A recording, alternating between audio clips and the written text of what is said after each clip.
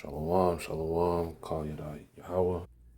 Really quick, we're going to prove that human beings do, in fact, have free will. First, we need to know what free will is, and it is defined by Merriam-Webster Dictionary as a voluntary choice or decision, something you choose that wasn't forced upon you by divine intervention or any outside forces. The same is true when we look at the Hebrew.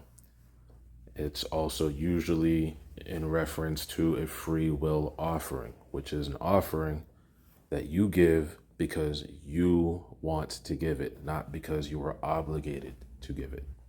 One thing that's very important to understand, and Deuteronomy 30:11-14 makes very clear, is that the Most High did not give us commandments that were impossible to keep.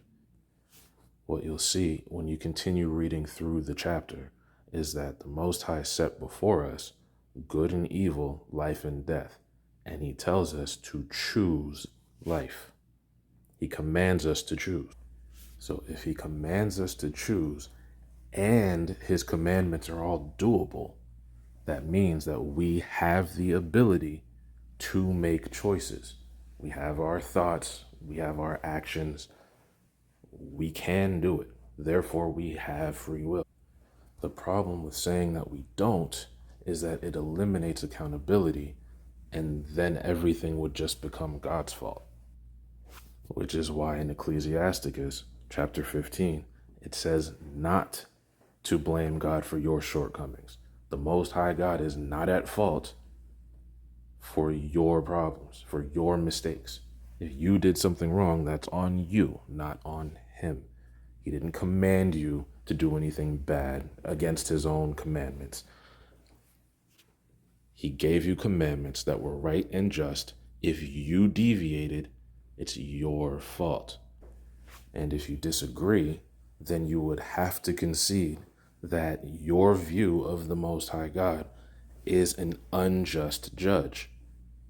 Otherwise, how could he punish you for the things that you did wrong if he just made you do everything that you did wrong?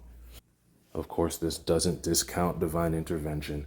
This doesn't discount the fact that the Most High God does set parameters and control things, but he did give you a choice. So if you do go off, you went off.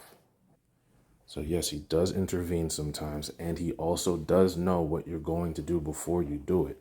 But that does not negate the fact that you have the capacity to have your own thoughts and take your own actions. Shalom.